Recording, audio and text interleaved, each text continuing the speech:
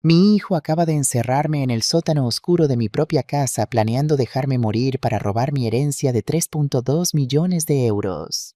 Sí has leído bien, mi hijo, el niño que llevé en mi vientre durante 9 meses, el bebé al que amamanté cada noche, el joven al que pagué la universidad vendiendo las pinturas de su abuelo. Ese mismo hijo ahora me ha empujado por las escaleras del sótano como si fuera basura.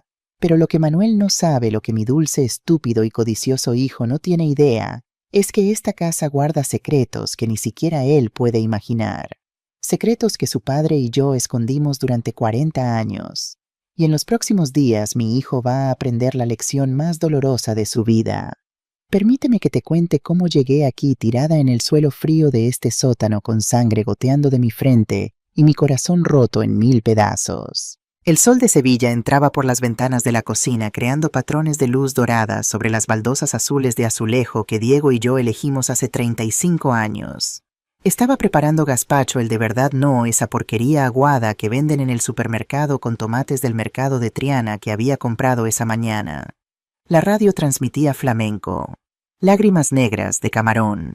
Diego solía cantarme esa canción cuando estábamos recién casados, antes de que el trabajo lo consumiera, antes de que los secretos empezaran a acumularse entre nosotros como polvo en las esquinas.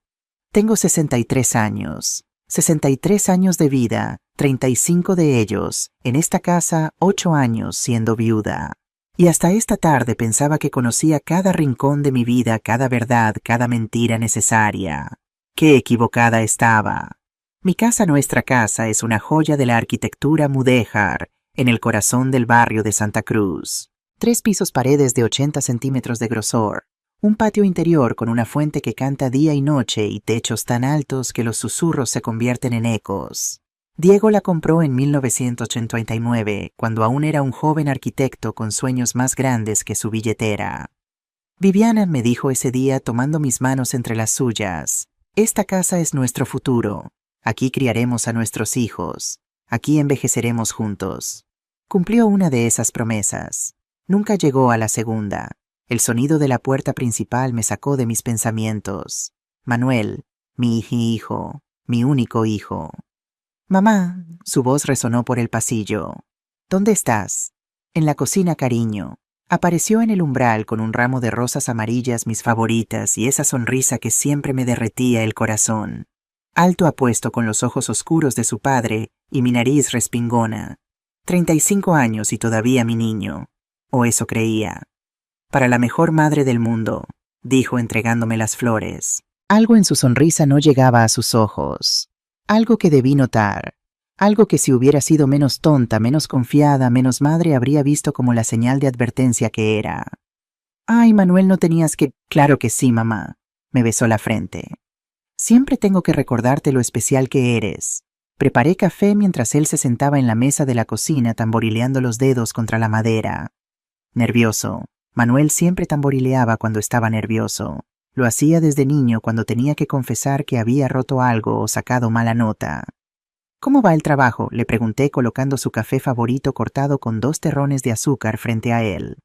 Bien, bien. El proyecto del centro comercial va avanzando. Mentira. Más tarde descubriría que no había ningún proyecto de centro comercial, que la empresa de arquitectura de Manuel llevaba 6 meses sin conseguir contratos, que mi hijo había estado mintiendo sobre muchas cosas. Me preocupas, hijo. Te veo estresado últimamente. Sus dedos se detuvieron. Me miró con una expresión que no pude descifrar. Culpa, miedo. Ambas, mamá, necesito hablar contigo sobre algo importante. Mi estómago se tensó. Las madres siempre sabemos. Hay un instinto, una alarma silenciosa que suena cuando tu hijo está a punto de decir algo que cambiará todo. Dime. Es sobre la casa. La casa, siempre volvíamos a la casa. Esta hermosa, maldita, maravillosa casa que Diego construyó con sus propias manos y sus secretos más oscuros. ¿Qué pasa con la casa? Manuel respiró profundo. Mamá, tienes 63 años. Esta casa es demasiado grande para ti sola. Las escaleras, el mantenimiento, todo ese espacio vacío. Me gusta el espacio vacío. Me gusta esta casa. Es donde tu padre y yo... Papá murió hace 8 años, mamá. Las palabras cayeron entre nosotros como piedras en un estanque tranquilo, frías. duras, ciertas. Lo sé perfectamente cuando murió tu padre Manuel. Por supuesto. Lo siento. Solo digo que... ¿No has pensado en algo más pequeño? ¿Un apartamento moderno sin tantas escaleras en una zona con más servicios? No. Pero mamá, he dicho que no, Manuel. Esta casa es mi hogar. Es donde están todos mis recuerdos de tu padre, de tu infancia, de nuestra familia. No voy a dejarla porque tú pienses que soy demasiado vieja para subirle las escaleras. Se mordió el labio, el mismo gesto que hacía cuando era niño, y yo le negaba algo que quería. Y si te ofreciera ayuda, podría venir a vivir aquí contigo, para cuidarte. Algo en cómo lo dijo me puso la piel de gallina. No era una oferta cariñosa, era una propuesta, un negocio. No necesito que me cuiden, Manuel. Estoy perfectamente bien sola. Sola no es bueno a tu edad. Mi edad. Me levanté sintiendo la rabia burbujeando en mi pecho. Tengo 63 años, no 90. Camino 5 kilómetros cada mañana. Hago yoga 3 veces por semana. Mi médico dice que tengo el corazón de una mujer de 50. Así que deja de tratarme como si fuera una anciana decrépita que necesita que la pongan en un asilo. Manuel levantó las manos en señal de rendición. Está bien, está bien. Lo siento. Solo me preocupo por ti. Pero sus ojos decían otra cosa. Sus ojos decían, maldición, esto va a ser más difícil de lo que pensaba. Manuel se quedó para cenar. Comimos en el patio interior bajo las estrellas con el sonido del agua de la fuente creando una melodía hipnótica. Hablamos de cosas sin importancia, el calor del verano, los vecinos ruidosos, el nuevo restaurante en la esquina. Él parecía relajado ahora. Yo estaba alerta. Algo no cuadraba. Después de cenar, Manuel se excusó para usar el baño. Yo recogí los platos y los llevé a la cocina. Estaba enjuagando el último cuando me acordé de que había dejado mi libro en el estudio de Manuel, el cuarto que seguía siendo de Manuel, aunque hacía años que no vivía aquí. Subí las escaleras y empujé la puerta. Allí estaba su laptop abierta sobre el escritorio. La pantalla brillaba en la penumbra de la habitación. Y lo que vi en esa pantalla cambió todo. Un email de alguien llamado Carlos Ortega. Asunto contrato de transferencia, Casa Delgado, 3.2 MB. Mis manos temblaron mientras acercaba más el laptop. Abrí el archivo adjunto. Era un contrato de venta, para esta casa, en mi casa, con mi firma al pie. Excepto que yo nunca había firmado ese documento. El contrato decía que yo, Viviana Delgado, voluntariamente transfería la propiedad de la casa a Manuel Delgado por la suma de €1. €1. Como si mi casa, la casa que Diego y yo construimos, la casa que vale más de 3 millones de euros, no valiera más que una moneda. Y debajo había otro documento. Para vender la casa a Carlos Ortega por 3.2 millones de euros, con el pago dividido 1.6 millones para Manuel y 1.6 millones para Isabel. Isabel, mi sobrina. La hija de mi hermano menor que murió en un accidente de coche hace 5 años. Isabel, que siempre había sido celosa, amargada, resentida de que yo tuviera esta casa mientras ella luchaba por pagar el alquiler de su pequeño apartamento. Isabel y Manuel, juntos, conspirando para robarme. El mundo se inclinó. Me agarré del escritorio para no caer. Escuché pasos en las escaleras. Manuel volvía. Cerré el laptop con manos temblorosas y salí del estudio justo cuando él llegaba al rellano. «Mamá, ¿estás bien? ¿Te ves pálida?» «Estoy bien, solo un poco cansada». Me miró con esos ojos oscuros que se suponía debían amarme, protegerme, honrarme. Y todo lo que vi en ellos fue culpa mal escondida detrás de una máscara de preocupación. «Deberías acostarte temprano», dijo. «Sí, creo que lo haré». «Bien, yo tengo que irme. Trabajo temprano mañana». Otra mentira. Más tarde descubriría que no había trabajo. Que lo único que tenía temprano era una reunión con Carlos e Isabel para finalizar los papeles falsos. Lo acompañé a la puerta. Me besó la mejilla. «Te quiero, mamá». «Yo también, hijo». Cerré la puerta detrás de él y me apoyé contra ella, mi corazón latiendo tan fuerte que pensé que se me saldría del pecho. Mi hijo, mi único hijo. El niño que amamanté, que crié, por el que sacrifiqué todo, estaba tratando de robarme. De dejarme sin nada, de quitarme la única cosa que me quedaba de Diego. Las lágrimas comenzaron a caer. Me deslicé por la puerta hasta quedar sentada en el suelo de mármol frío del vestíbulo, sollozando en la oscuridad de mi propia casa. ¿Cómo había llegado a esto? ¿Dónde me había equivocado como madre? No podía dejarlo así. Necesitaba respuestas. Necesitaba escuchar de sus propios labios que esto era real, que mi hijo realmente me estaba traicionando. Llamé a su celular. Sonó 5 veces antes de que contestara. Mamá, ¿qué pasa? ¿Estás bien? Necesito que vuelvas, ahora. ¿Qué por qué ya estoy en casa? Manuel Delgado, necesito que vuelvas a esta casa ahora mismo, o juro por Dios que... Está bien, voy. Colgó. Yo me quedé allí en el vestíbulo con los documentos impresos en mis manos temblorosas. Había impreso todo antes de que él volviera. Cada email, cada contrato falso, cada prueba de su traición. 20 minutos después escuché su llave en la cerradura. La puerta se abrió. Manuel entró con una expresión entre molesto y preocupado. Mamá, son casi las 11 de la noche. ¿Qué es tan urgente que...? Le arrojé los documentos. Las hojas cayeron a sus pies como hojas muertas en otoño. Él miró hacia abajo. Su rostro se puso del color de la ceniza. Mamá, ¿qué es esto, Manuel? Yo puedo explicar. Explica entonces. Mi voz resonó por toda la casa, rebotando en las paredes gruesas, viajando por los pasillos vacíos. Explícame por qué hay un contrato de venta con mi firma falsa. Explícame por qué estás planeando robar mi casa. No es robar, mamá, yo. Entonces, ¿qué es? Se pasó las manos por el pelo, las mismas manos que yo solía sostener cuando era niño, las mismas manos que ahora estaban manchadas con traición.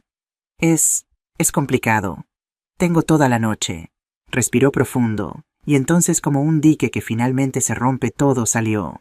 Debo dinero, mamá, mucho dinero. ¿Cuánto? 400.000 euros. El número flotó entre nosotros como un fantasma. 400.000 euros. Más de lo que la mayoría de la gente gana en 10 años. ¿Cómo es posible que debas tanto dinero? Las lágrimas comenzaron a rodar por sus mejillas. Mi hijo, mi fuerte, orgulloso hijo, estaba llorando como un niño asustado. Apuestas online. Comenzó hace 3 años. Pensé que podría ganar. Pensé que podría recuperar las pérdidas, pero solo empeoraba y...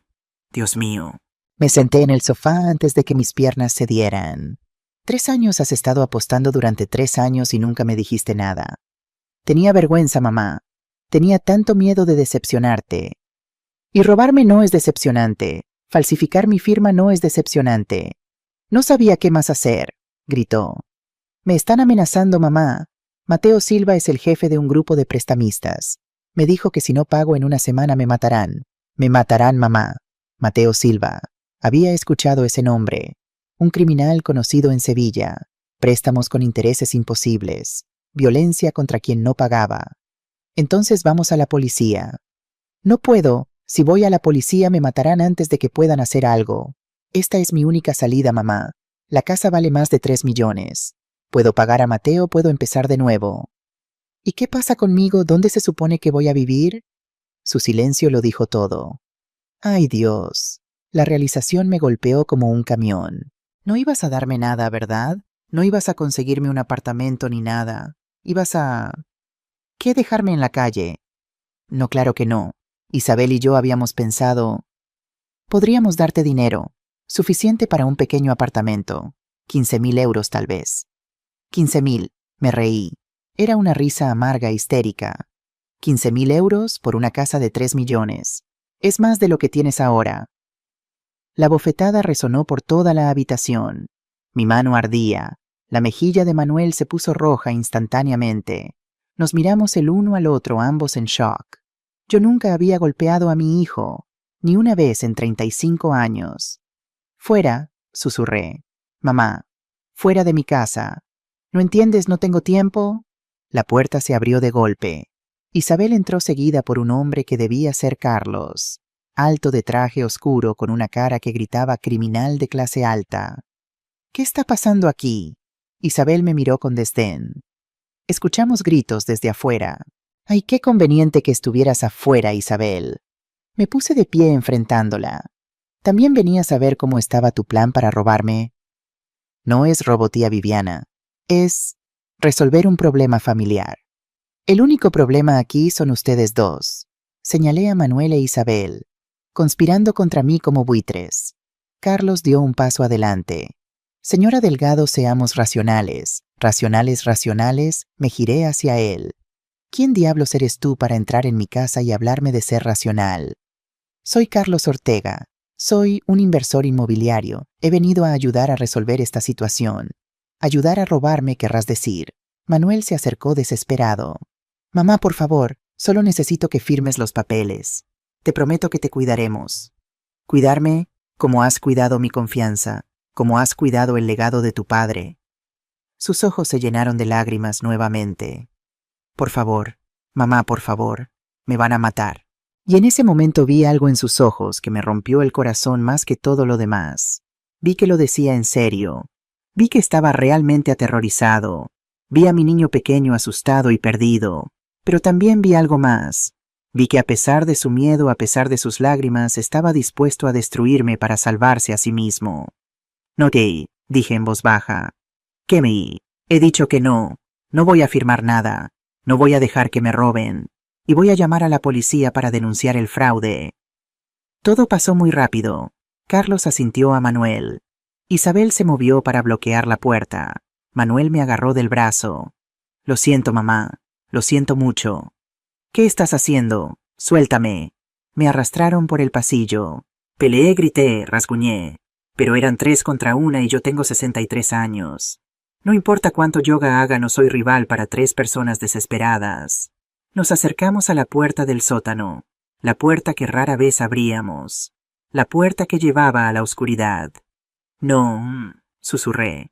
Manuel, no hagas esto. Solo por unos días, mamá, hasta que los papeles estén listos. Luego te dejaremos salir, te lo prometo. Manuel, me empujaron. Mis pies resbalaron en el primer escalón. Caí hacia adelante, mis manos extendidas, tratando de agarrar algo, cualquier cosa. Mi cabeza golpeó contra la pared de piedra. Vi estrellas. Saboreé sangre. Rodé por los escalones de madera, cada impacto una nueva explosión de dolor. Finalmente me detuve en el fondo, en el suelo de cemento frío y húmedo. Escuché sus pasos bajando detrás de mí. Manos me agarraron, Manuel, ayudándome a sentarme. Mamá, lo siento, no quería que te cayeras. No me toques. Escupí las palabras junto con sangre. No te atrevas a tocarme. Isabel bajó mirándome con una mezcla de lástima y disgusto. Solo necesitas estar aquí 2-3 días, hasta que todo esté finalizado. ¿Y después qué? Pregunté, aunque ya conocía la respuesta. ¿Van a dejarme salir para que llame a la policía? El silencio que siguió lo dijo todo. Carlos habló desde arriba de las escaleras. Los accidentes pasan, señora Delgado, especialmente con mujeres mayores que viven solas en casas viejas. Una caída desafortunada, una fuga de gas. Tan triste, tan inevitable. Miré a Manuel, mi hijo, mi bebé, el niño al que le canté nanas cada noche durante años. ¿Vas a dejar que me maten? Apartó la mirada. No pudo mirarme a los ojos. Lo siento, mamá. Se dieron vuelta y subieron las escaleras. Sus pasos resonaron en la madera vieja. ¡Manuel!, grité. ¡Manuel, no hagas esto, por favor! La puerta de metal se cerró con un golpe que resonó como una sentencia de muerte. Escuché el sonido de la llave girando en la cerradura. Clic, clic, clic. Las luces se apagaron. Oscuridad total, absoluta. El tipo de oscuridad que te hace cuestionar si aún tienes ojos. Me quedé allí sentada en el suelo frío, mi cabeza sangrando, mi corazón roto, rodeada de la oscuridad más negra que había conocido jamás. Y lloré. Lloré por mi hijo perdido. Lloré por mi vida desperdiciada. Lloré por la estúpida, confiada mujer que había sido. Pero después de un tiempo, no sé cuánto, tal vez minutos, tal vez horas, las lágrimas se secaron. Y algo más ocupó su lugar. Rabia. 63 años. He vivido 63 años en este planeta. Crié a un hijo sola después de que mi esposo muriera. Construí una vida de las cenizas de mi dolor. Sobreviví a la pobreza de mi infancia, a un matrimonio que era mitad amor y mitad secretos, a la muerte del hombre que amaba. Y ahora mi propio hijo piensa que puede simplemente encerrarme y dejarme morir. No. No lo creo. Me sequé las lágrimas con el dorso de la mano, sintiendo la sangre seca en mi frente. Mi cabeza pulsaba con dolor, pero no importaba. El dolor físico era nada comparado con el dolor en mi corazón. Pero el dolor del corazón podía esperar. Ahora necesitaba sobrevivir. Me puse de pie lentamente usando la pared como apoyo. Mis rodillas protestaron 63 años después de todo, pero obedecieron. Extendí mis manos en la oscuridad tocando la pared fría y húmeda. Piedra. Diego había insistido en mantener las paredes originales del sótano. Autenticidad histórica. Había dicho, Diego. Mi Diego con todos sus secretos. Y de repente un recuerdo me golpeó. Tan fuerte y claro como si estuviera sucediendo ahora mismo. Diego estaba en el hospital. Cáncer. El médico nos había dado 6 meses, pero Diego era terco. Duró 2 años peleando cada día. Era una noche tarde. Yo estaba sentada junto a su cama sosteniendo su mano esquelética. Había dormitado mi cabeza apoyada en su hombro. Viviana. Su voz me despertó, ronca, cansada. Sí, amor. Necesito decirte algo. Sobre la casa. Shh, descansa. Podemos hablar mañana. No. Apretó mi mano con una fuerza sorprendente. Escucha. Es importante. Me senté derecha completamente despierta ahora. La casa, comenzó su voz apenas un susurro. No es lo que parece. ¿Qué quieres decir? Hay secretos, cosas que construí, cosas que nunca te dije. Mi estómago se tensó. Diego, ¿qué has hecho? Era necesario, mi trabajo, el gobierno. Tenía información peligrosa. Necesitaba protección. Necesitaba protegerte a ti y a Manuel. ¿Qué tipo de información? Tosió su cuerpo sacudiéndose. Esperé hasta que se calmó. Documentos sobre políticos corruptos, jueces, empresarios, cosas que podrían destruir vidas, gente poderosa. Dios mío, Diego, ¿por qué nunca me dijiste? Para protegerte. Lo que no sabes no puede herirte. Entonces, ¿por qué me lo dices ahora? Giró su cabeza para mirarme directamente. Sus ojos, una vez tan llenos de vida, ahora estaban apagados pero intensos. Porque necesitas saber, en caso de que algo pase. Hay un lugar, en el sótano. El sótano es en la pared oeste. Cuenta 7 ladrillos desde la izquierda, 5ª fila desde abajo. Presiona 3 veces. Diego, ¿qué hay allí? Salvación. Cerró sus ojos. O condenación. Depende de cómo lo uses. No entiendo. Prométeme algo, Viviana. Lo que sea. Solo úsalo si realmente lo necesitas. Solo en emergencia absoluta. Te lo prometo. Sonrió débilmente. Mi Viviana, siempre tan fuerte, más fuerte de lo que crees. 2 días después entró en coma. 1 semana después se fue. Y yo olvidé su consejo. Enterré sus palabras junto con su cuerpo pensando que eran delirios inducidos por la morfina. ¡Qué tonta fui! 7 ladrillos desde la izquierda, 5ª fila desde abajo. Las palabras de Diego resonaron en mi mente como una campana. Gateé por el suelo mis manos buscando en la oscuridad. El sótano no era grande, quizás 5 por 5 metros, pero en la oscuridad completa se sentía infinito. Mis dedos tocaron la pared oeste. Supe que era la oeste porque es la más fría. Diego me había explicado una vez algo sobre cómo estaba orientada la casa. Comencé a contar. Mis dedos tropezaban sobre los ladrillos irregulares, algunos más prominentes que otros. 1, 2, 3. Mi corazón latía rápido. ¿Y si Diego realmente había estado delirando? ¿Y si no había nada? 4, 5, 6, 7.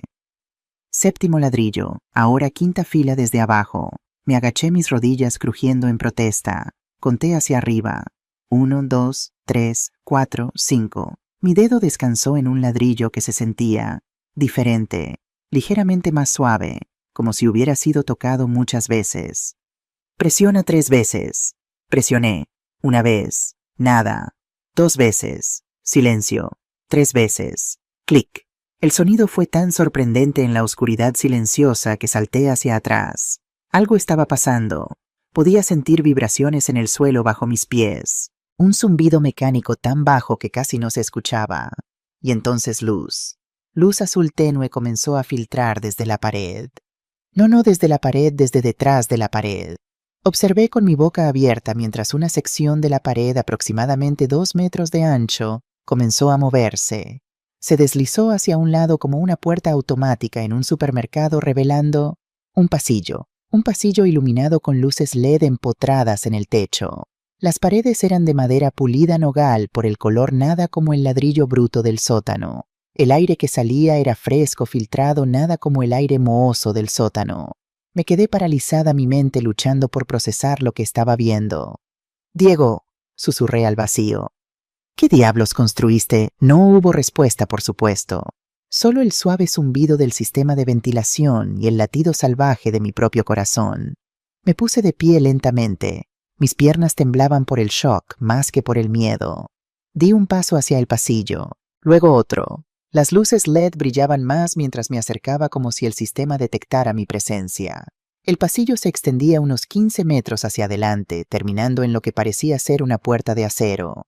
Caminé hacia adelante, mis pasos haciendo un suave eco en el espacio confinado. Las paredes estaban impecables.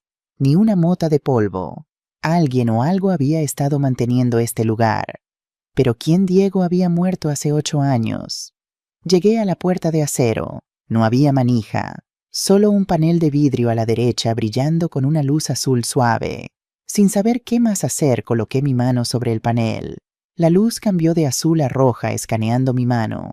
Pude sentir el calor del escáner contra mi palma. Luego verde. Un sonido silbante de aire comprimido.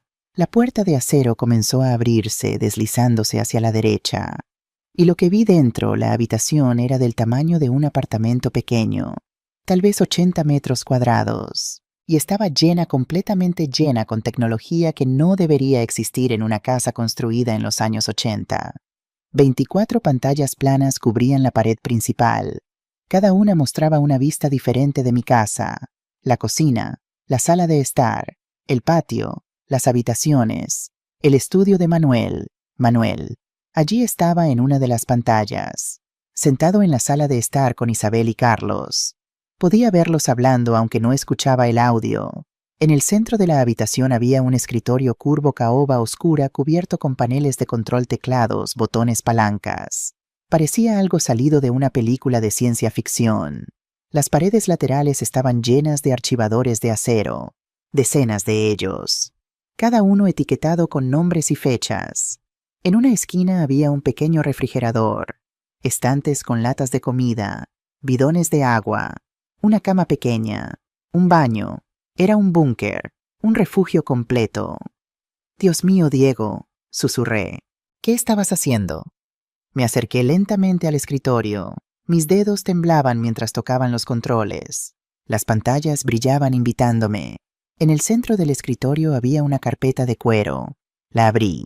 Dentro una carta escrita a mano con la elegante caligrafía de Diego. «Mi querida Viviana, si estás leyendo esto significa que estoy muerto, y tú has descubierto mi secreto más grande. Lo siento, mi amor. Siento haberte mentido durante tantos años. Siento haberte ocultado esta parte de mi vida. Déjame explicarte. En 1985, cuando compramos esta casa, yo era un joven arquitecto idealista. Me contrataron para trabajar en proyectos del gobierno, edificios públicos, oficinas administrativas. Pero pronto descubrí que algunos de estos proyectos eran fachadas para algo más oscuro. Vi documentos que no debía ver. Escuché conversaciones que no debía escuchar. Aprendí sobre corrupción que llegaba hasta los niveles más altos del gobierno español. Podría haber permanecido en silencio. Debería haberlo hecho, pero no pude. Comencé a recopilar evidencia, documentos, grabaciones, fotografías. Todo está en los archivadores de esta habitación. Construí este centro de control como mi póliza de seguro. Si alguien trataba de silenciarme, toda la evidencia sería automáticamente enviada a los medios. Era mi forma de mantener a mi familia segura. Funcionó. Vivimos en paz. Tú y Manuel nunca estuvieron en peligro. Pero ahora estoy muerto y este poder, este conocimiento peligroso pasa a ti. Viviana, este sistema puede hacer cosas increíbles. Puede controlar cada aspecto de nuestra casa. Cada luz, cada cerradura, cada sistema. He instalado cámaras y micrófonos en todas las habitaciones. Puedes ver y escuchar todo. Pero con gran poder viene gran responsabilidad. Usa esto sabiamente. Usa esto solo si absolutamente debes. Y recuerda siempre, el conocimiento puede salvarte o destruirte. Te amo, mi Viviana. Siempre te he amado y lo siento por esta carga que te he dejado. Tuyo para siempre, Diego PD. El manual de operaciones está en el cajón superior izquierdo. Lee completamente antes de usar cualquier sistema. Doblé la carta con manos temblorosas y la guardé contra mi pecho. «Ay, Diego», susurré, siempre tan lleno de sorpresas. Abrí el cajón superior izquierdo. Dentro había un manual grueso con portada de cuero. Lo saqué y lo abrí. Era un manual de instrucciones completo para el centro de control delgado. Página tras página de diagramas, explicaciones, códigos de emergencia. Comencé a leer. Me tomó 2 horas leer el manual de principio a fin. 2 horas durante las cuales Manuel, Isabel y Carlos se movían por mi casa, bebiendo en mi vino, planeando robar en mi vida. Pero ahora entendía. Entendía lo que Diego había construido. Y entendía cómo usarlo. El sistema era increíblemente sofisticado. Diego había sido un genio, eso siempre lo supe, pero esto era otro nivel completamente. Cada habitación tenía cámaras ocultas. No una, múltiples. Escondidas en marcos de cuadros, en rejillas de ventilación, en lámparas. El sistema grababa constantemente, guardando todo en servidores masivos bajo el piso del centro de control. Los micrófonos eran igualmente omnipresentes. Podía escuchar cualquier conversación en cualquier lugar de la casa, pero más que eso podía controlar todo. Las luces, el agua, el gas, la temperatura, las cerraduras de las puertas. Todo estaba conectado a este centro de control. Diego había convertido nuestra casa en una fortaleza inteligente. Nada entraba o salía sin su conocimiento. Y ahora sin el mío. Me senté en la silla frente al escritorio, una silla ergonómica que se ajustó automáticamente a mi cuerpo, y miré las pantallas. En la pantalla central, Manuel estaba hablando por teléfono. Ajusté los controles de audio hasta que pude escuchar su conversación. Sí, Carlos, todo va según el plan. Ella está segura, no puede salir. Mi sangre hirvió. No le haremos daño, solo necesita estar allí hasta que los papeles estén listos. 2-3 días máximo. Mentiroso. Había escuchado lo que Carlos dijo sobre accidentes. Isabel se encargará de los documentos mañana. Para el viernes la casa será oficialmente mía. Luego podemos proceder con la venta. El viernes. Hoy era miércoles. Eso significaba que tenía menos de 2 días. Menos de 2 días para decidir qué hacer. Para decidir si salvar a mi hijo o salvarse a mí misma. Miré los controles frente a mí. Había tantas opciones. Tantas formas de hacer que sufrieran. Podía cortar la electricidad. Podía cerrar todas las puertas, atraparlos dentro. Podía soltar gas en las habitaciones. Diego había construido esto como defensa, pero también podía ser un arma. Mi dedo se posó sobre el botón marcado Sistema de audio. Según el manual, esto me permitiría hablar a través de altavoces ocultos en cualquier habitación. Podía hablar con Manuel ahora mismo. Podía decirle que sabía dónde estaba, que podía verlo, que no era tan estúpido como él pensaba. Pero algo me detuvo. No, todavía no. Si revelaba mi mano ahora, perderían la ventaja del elemento sorpresa. Necesitaba pensar, necesitaba planear, necesitaba ser más inteligente que mi hijo por primera vez en su vida. Me recosté en la silla y cerré los ojos, dejando que mi mente procesara todo. Mi hijo quería matarme, o al menos dejar que otros me mataran. Por dinero. La traición dolía más que cualquier dolor físico que había experimentado. Más que el parto, más que los huesos rotos, más que ver a Diego morir lentamente.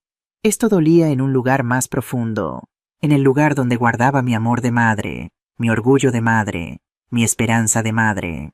Abrí los ojos y miré las pantallas. Manuel estaba ahora en la cocina preparando café. Se veía cansado, estresado, culpable. Bien, debería sentirse culpable. Pero entonces lo vi frotarse la cara con las manos. Lo vi respirar profundo, sus hombros temblando ligeramente. Estaba llorando. Mi hijo estaba llorando. Y a pesar de todo, a pesar de la traición, el dolor, la rabia, sentí algo ablandarse en mi pecho. Era mi bebé, el niño que solía tener pesadillas y corría a mi cama. El niño que lloraba cuando otros niños eran crueles con él. El niño que me prometió que siempre me cuidaría. ¿Qué había pasado con ese niño? Revisé las grabaciones archivadas. El sistema guardaba hasta 6 meses de footage. Comencé a revisar los últimos meses, adelantando rápido. Vi a Manuel visitándome regularmente, viéndose cada vez más estresado, más delgado, más desesperado. 3 meses atrás lo vi llorando en la sala de estar después de que me acostara. hablando por teléfono con alguien. Reproduje el audio. Por favor, Mateo. Solo necesito más tiempo. Lo prometo, conseguiré el dinero. Una voz áspera respondió. Ya no hay más tiempo, Manuel. Vienes con mi dinero el viernes o vienes en una bolsa. Tú eliges. No puedo. No tengo tanto de... Entonces vende algo. Tu coche, tu apartamento. Tu madre tiene una casa bonita, ¿no? Estoy seguro de que ella entendería. No puedo pedirle a mi madre. Prefieres estar muerto porque eso es lo que serás si no pagas. La llamada terminó. Manuel se quedó allí sosteniendo el teléfono, sollozando silenciosamente. Avancé más. 2 meses atrás. Manuel hablando con Isabel en el patio. No sé qué hacer, prima. Si no pago a Mateo me matarán. Literalmente me matarán. Entonces págale. ¿Con qué? Con aire. No tengo nada. Mi negocio está en bancarrota. Mi apartamento está hipotecado hasta el techo. Tienes la casa de tu madre. Silencio. No puedo hacer eso. Es mi madre. Es una casa, Manuel. Solo ladrillos y cemento. Ella puede vivir en otro lugar. Ella ama esa casa. Mi padre la construyó. Tu padre está muerto. Y tú estarás muerto también si no haces algo. Más avance rápido. 1 mes atrás. Manuel conociendo a Carlos en un café. Carlos explicando su plan. Documentos falsos. Transferencia rápida. Split del dinero. Tu madre ni siquiera tiene que saber, decía Carlos. Decimos que necesita estar en un lugar más pequeño, más seguro. La movemos a un apartamento bonito. Ella está feliz. Tú estás vivo. Todos ganan. ¿Y si ella no quiere irse? Carlos se encogió de hombros. Entonces la hacemos querer. O la hacemos no estar. El silencio de Manuel en respuesta fue ensordecedor. Detuve la reproducción y me quedé mirando la pantalla congelada, la cara de mi hijo considerando si permitir mi muerte. Lloré. Otra vez. No podía evitarlo. ¿Cómo había criado a un hombre que podía siquiera considerar tal cosa? Pero luego recordé, Manuel no era inherentemente malvado. Era débil, asustado, desesperado. Y la gente desesperada hace cosas desesperadas. Eso no lo excusaba. Nada podía excusar esto, pero al menos lo explicaba. Respiré profundo y me sequé las lágrimas. Estaba bien. Suficiente llanto, suficiente autocompasión. Era hora de decidir qué hacer. Pasé la siguiente hora estudiando cada función del centro de control. Diego había sido meticuloso en su documentación. Cada sistema tenía su propia sección en el manual con diagramas detallados y advertencias. El sistema eléctrico podía controlarse habitación por habitación. Podía apagar todas las luces de la casa o solo una bombilla específica. Podía hacerlas parpadear en patrones, incluso había opciones preprogramadas para código Morse. El sistema de agua era igualmente sofisticado. Podía cerrar el suministro completamente o aumentar la presión hasta hacer que las tuberías temblaran. Las cerraduras electromagnéticas en todas las puertas y ventanas, instalación que Diego había justificado como seguridad moderna, ahora tenían sentido. Podía sellar cada entrada y salida con solo presionar un botón. Y el sistema de audio, ese era mi favorito. Altavoces ocultos en las paredes de cada habitación. Podía hablar, reproducir grabaciones, crear ecos. Podía hacer que mi voz pareciera venir de todas partes al mismo tiempo, o de ninguna parte. Perfecto para fantasmas, murmuré permitiéndome una sonrisa amarga. Pero había más, mucho más. Los archivadores a lo largo de las paredes contenían 40 años de secretos. Abrí uno al azar sacando una carpeta etiquetada Silva Mateo, 2005-2024. Dentro había fotografías, documentos bancarios, transcripciones de conversaciones interceptadas. Todo sobre Mateo Silva, el hombre que estaba amenazando a mi hijo. Diego había estado rastreándolo durante casi 20 años. Revisé el contenido rápidamente. Lavado de dinero, vínculos con tráfico de drogas, al menos 7 asesinatos documentados, cuentas bancarias en las Islas Caimán con más de 2 millones de euros. «Ay, Mateo», susurré, «no tienes idea de con quién te has metido». Cerré la carpeta y la dejé a un lado. Información útil para después. Ahora necesitaba concentrarme en el plan inmediato. Saqué un cuaderno del cajón del escritorio, uno de muchos que Diego había dejado todos en blanco, y comencé a escribir. Releí mi plan. Era sólido, cruel tal vez, pero necesario. La pregunta que me carcomía era, ¿podría realmente hacerlo? ¿Podría aterrorizar a mi propio hijo? Miré las pantallas. Manuel estaba dormido en el sofá de la sala, su brazo colgando hacia el piso. Incluso en sueños su cara mostraba estrés. Arrugas que no debería tener a los 35 años. Isabel estaba en la habitación de invitados despierta mirando su teléfono. Carlos se había ido hace una hora prometiendo volver por la mañana con los documentos finales. Eran las 4 a.m. En 2 horas amanecería. 2 horas para decidir si realmente podía hacer esto. Cerré los ojos y dejé que los recuerdos me inundaran. Manuel tenía 5 años. Estábamos en el parque él en los columpios gritando, «¡Más alto, mamá! ¡Más alto!». Yo lo empujaba riendo, mi corazón tan lleno de amor que pensé que explotaría. «Voy a tocar el cielo», gritó.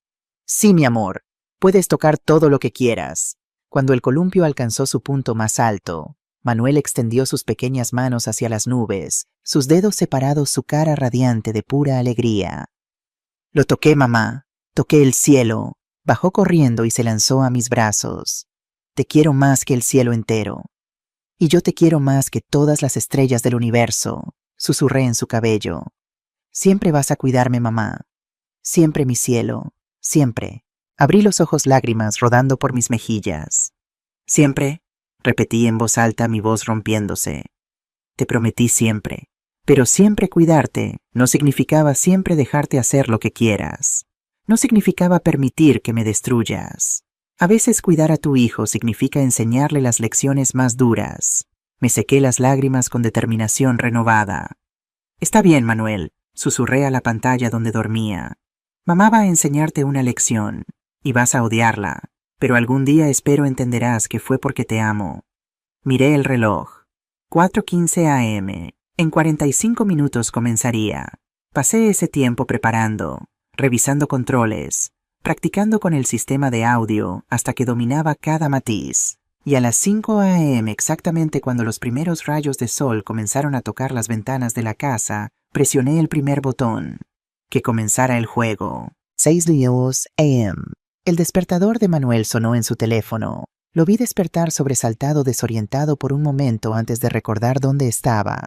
Se frotó la cara y se sentó mirando alrededor de la sala de estar. Su mirada se detuvo brevemente en la puerta del sótano. «Lo siento, mamá», lo oí murmurar. Apreté los dientes. Todavía no había visto nada. Manuel se levantó y fue a la cocina. Llenó la cafetera, sacó una taza del armario, bostezó. Rutina normal, vida normal, como si su madre no estuviera encerrada en el sótano. Esperé hasta que el café comenzó a hacer ese sonido burbujeante que indica que está casi listo. Luego apagué todas las luces de la cocina. En las pantallas vi a Manuel congelarse. Miró hacia arriba a la lámpara del techo, luego a la luz bajo los armarios, luego a la luz sobre la estufa, todas apagadas. Caminó al interruptor de la pared y lo pulsó. Arriba, abajo, arriba, abajo, nada. «¿Qué diablos?», murmuró. Dejé las luces apagadas durante 30 segundos exactos. Suficiente para inquietarlo, no suficiente para que lo descartara como un problema eléctrico común.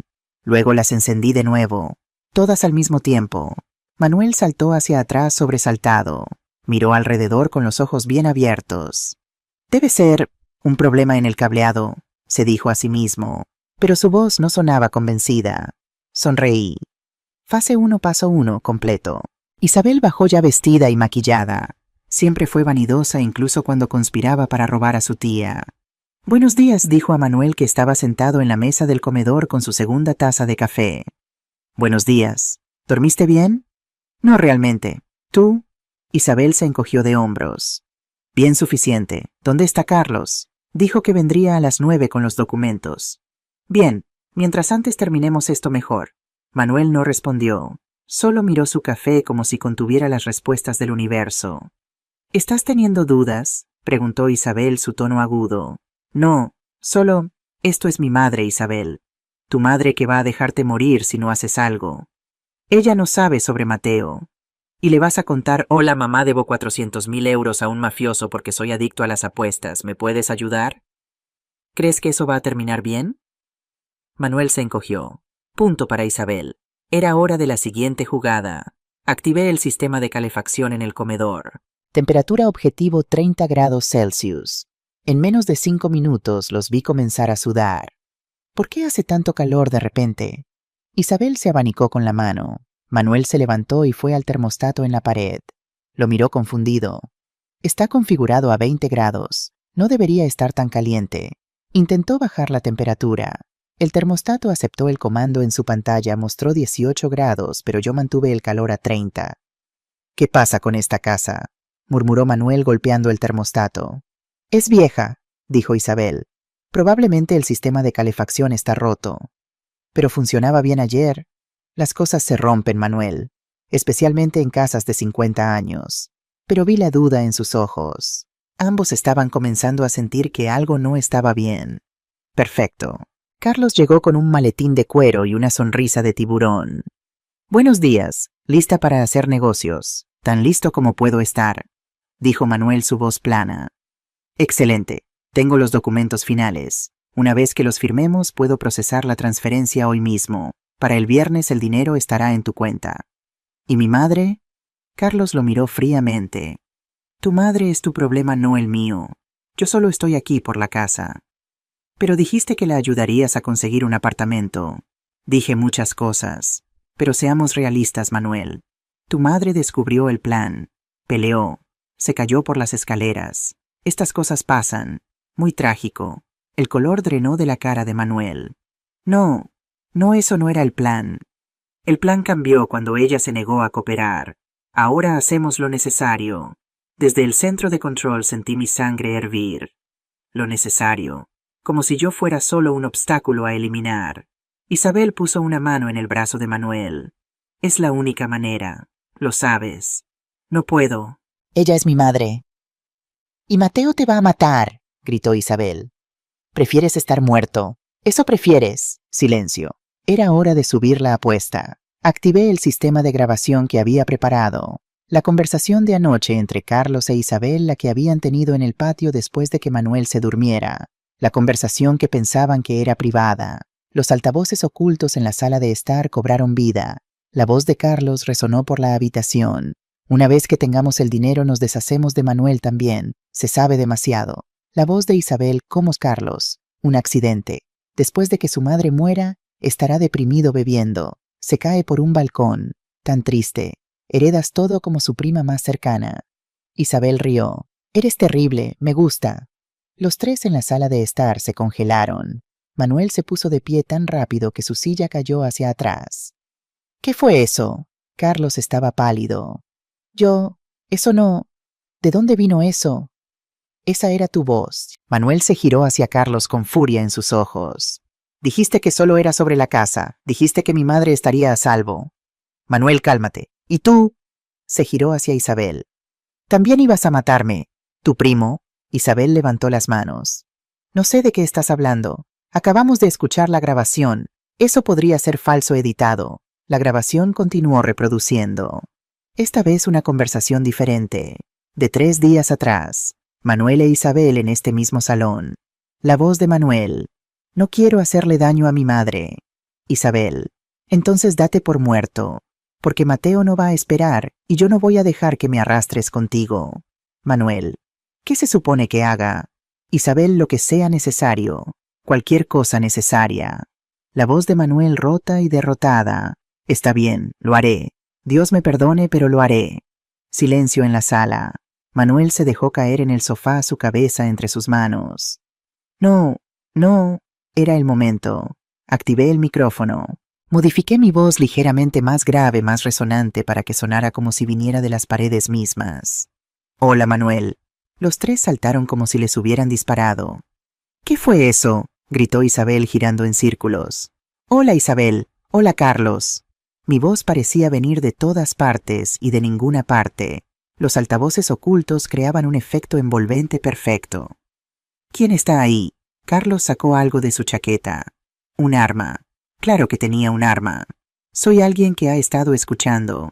Alguien que ha estado observando. Alguien que sabe todo lo que han hecho. Mamá. La voz de Manuel era pequeña e infantil. ¿Eres tú? Sorpresa, mi hijo. Resulta que tu madre no es tan indefensa como pensabas. No. No es posible. Manuel estaba de pie ahora mirando alrededor de la sala. Estás encerrada en el sótano.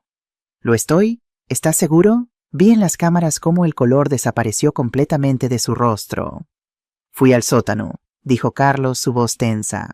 La puerta está cerrada. Ella no puede haber salido. Entonces, ¿cómo estoy hablando con ustedes ahora? Es un truco, dijo Isabel, pero su voz temblaba. Algún tipo de sistema de intercomunicación. Muy inteligente, Isabel. Casi correcta. Pero déjame mostrarte algo más interesante.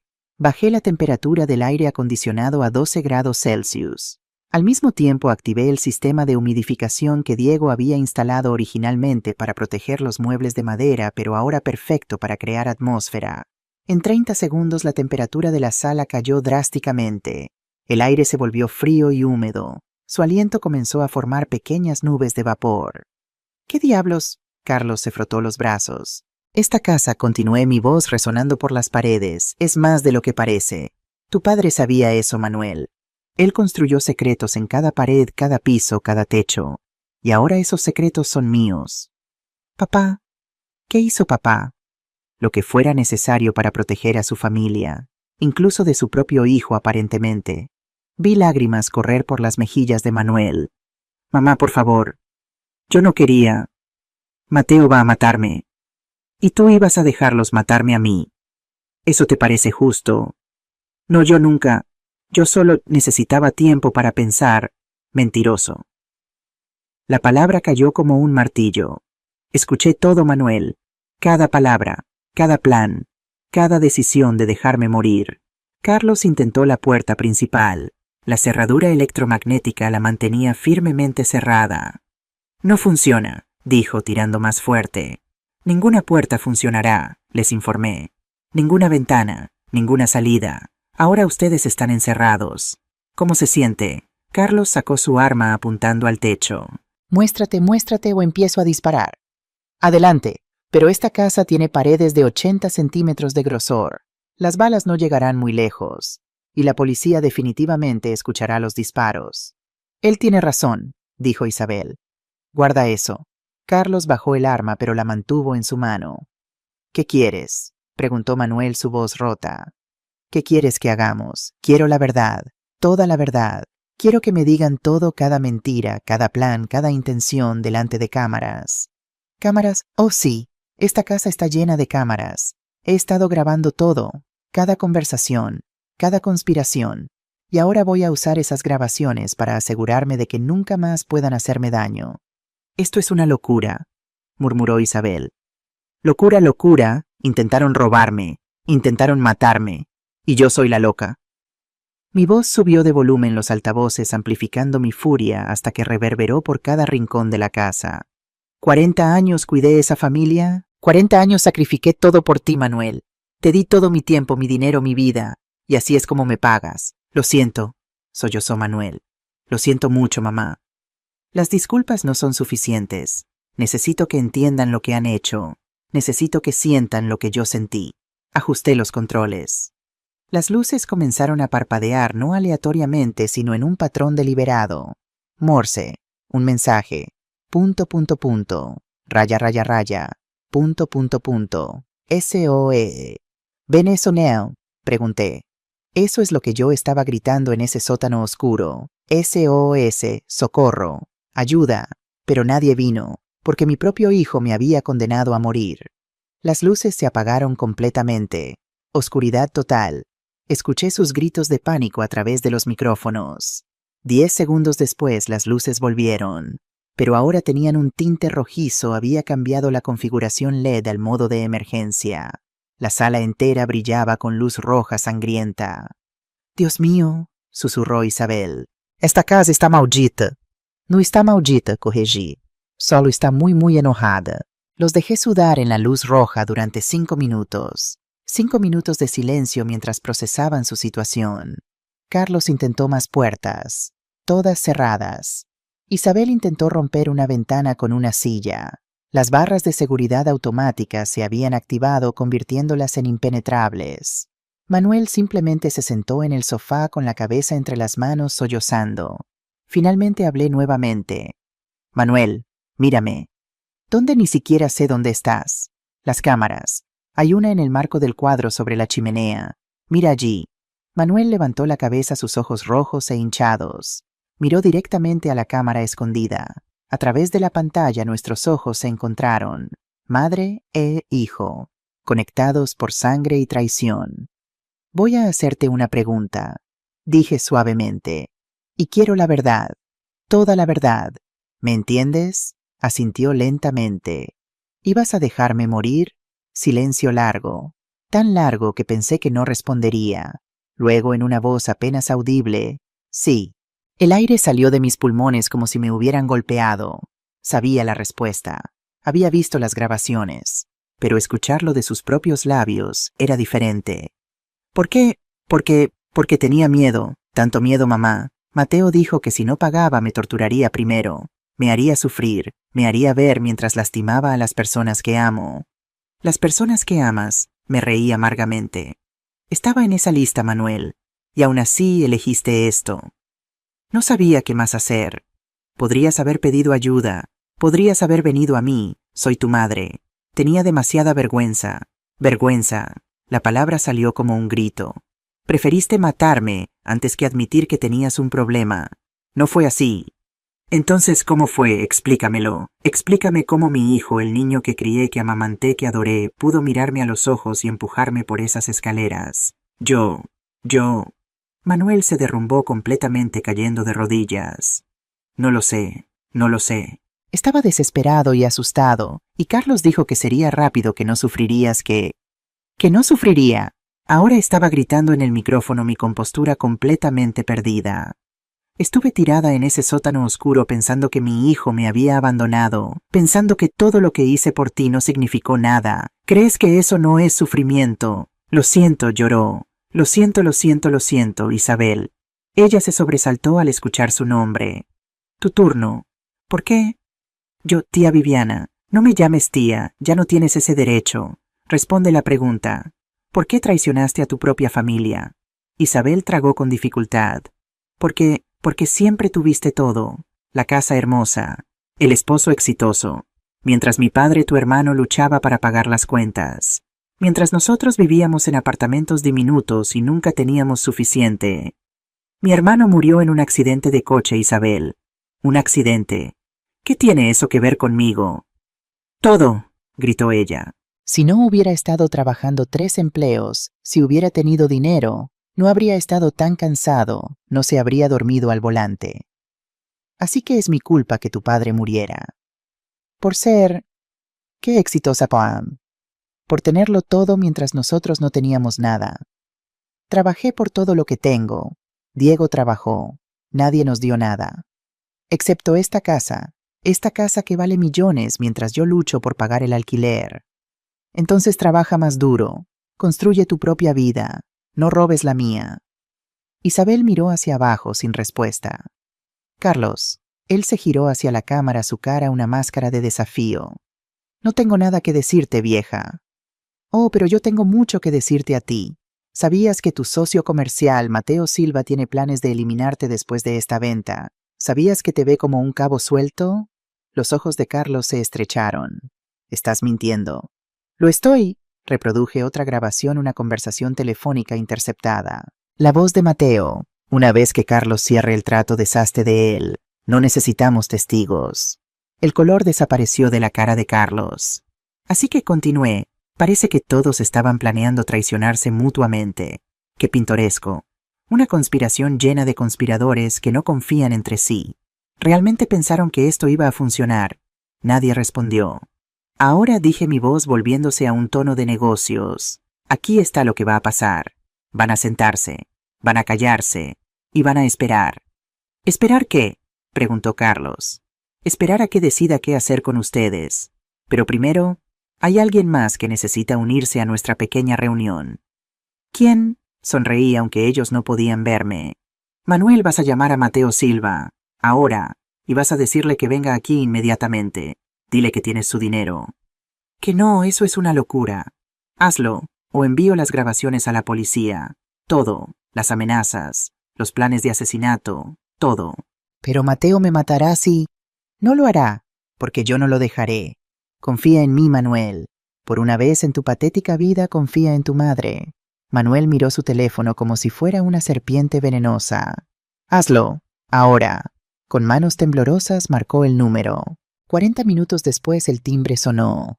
Dejé que sonara 3 veces antes de destrabar la puerta remotamente. Mateo Silva entró como si fuera dueño del lugar. 52 años, traje caro, anillos de oro en cada dedo. 2 guardaespaldas lo seguían, montañas de músculo con caras vacías. Manuel, dijo Mateo, su voz suave pero amenazante. Dijiste que tenías mi dinero. Espero que no me hayas hecho venir aquí para nada. Mateo, hay una situación. Mateo vio las caras de todos. La luz roja, las ventanas selladas. ¿Qué diablos está pasando aquí? Hola, señor Silva. Mi voz desde los altavoces lo hizo girar bruscamente su mano yendo a su chaqueta donde sin duda tenía un arma. ¿Quién es? Soy Viviana Delgado. Esta es mi casa. Y usted está amenazando a mi hijo. Mateo se rió. Así que la madre quiere jugar dulce. Muy dulce. ¿Dónde estás, abuela? Escondida en el armario. Estoy en todas partes, señor Silva. Esta casa es mía. Cada pared, cada cámara, cada sistema. Y tengo algo que creo que le interesará. No me interesan tus juegos, vieja. Ni siquiera si se trata de su libertad. Eso captó su atención. ¿Qué? Tengo archivos sobre usted, señor Silva. 40 años de archivos.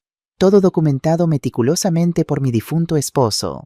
Lavado de dinero, asesinatos, negocios de drogas, cuentas bancarias, todo. La mandíbula de Mateo se tensó. ¿Estás faroleando? Lo estoy. Activé una de las pantallas de TV en la sala, una que podían ver, y mostré la primera página del archivo de Mateo. Su foto, su nombre completo, su número de identificación fiscal. Dios mío, murmuró uno de los guardaespaldas. Ahora, continué, aquí está mi oferta. Vas a perdonar la deuda de Manuel. Toda. Vas a firmar un documento diciendo que no le debe nada, y vas a salir de nuestras vidas para siempre. ¿Y si me niego?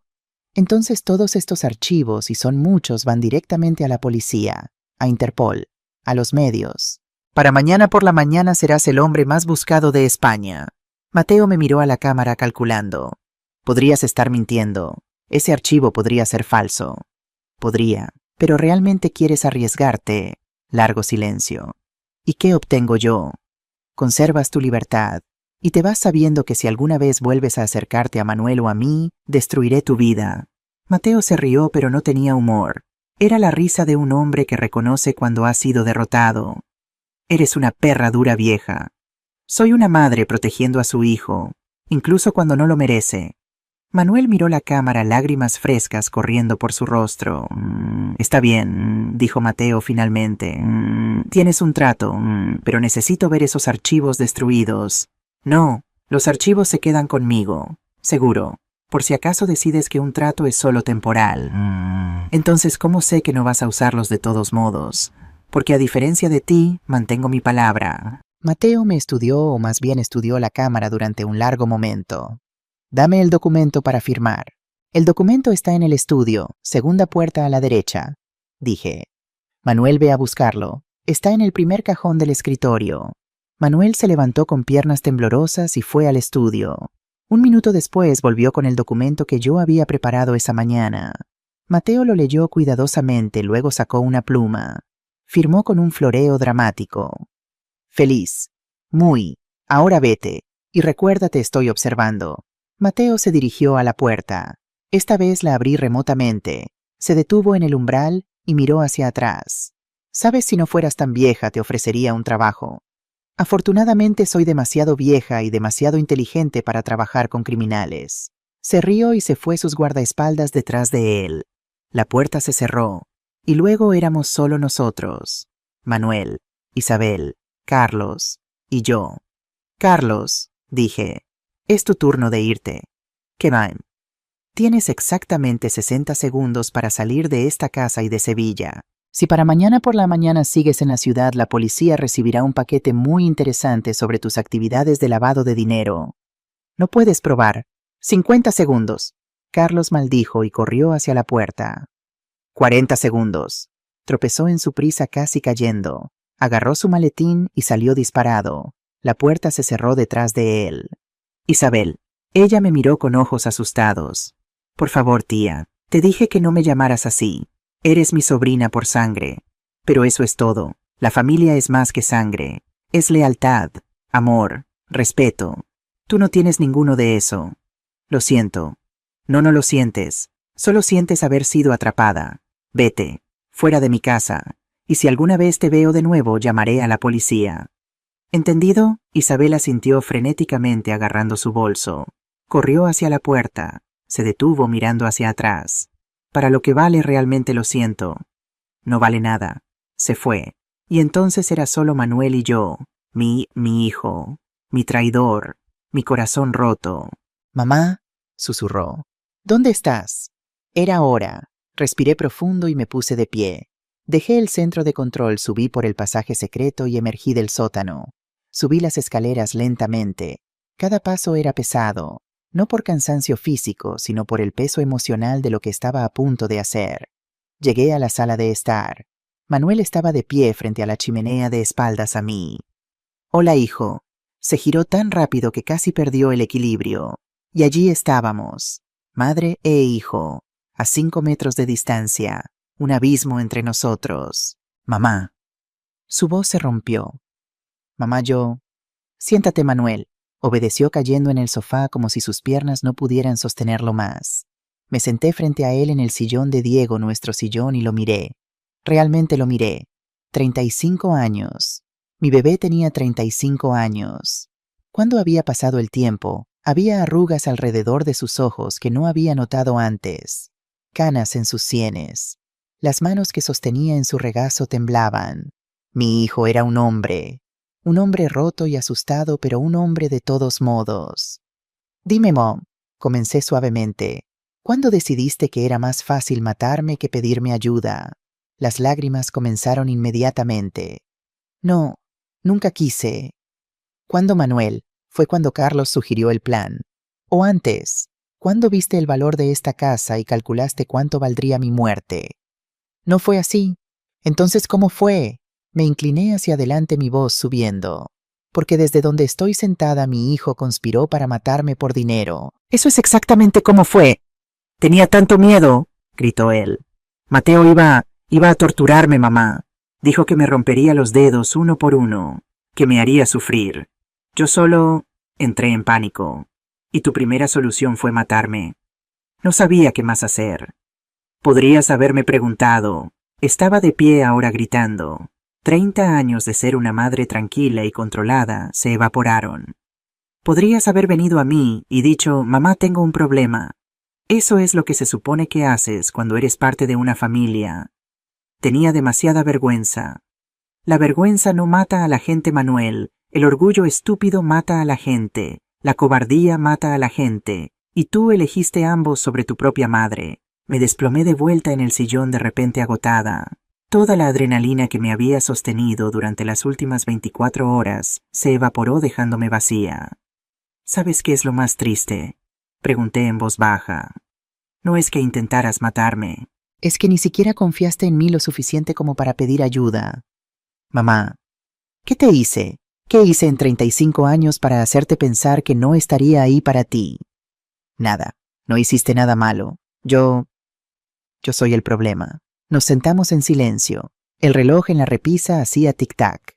Afuera el sol comenzaba a ponerse pintando la habitación en tonos dorados. Tu padre, comencé, me hizo prometer algo antes de morir. Manuel levantó la vista.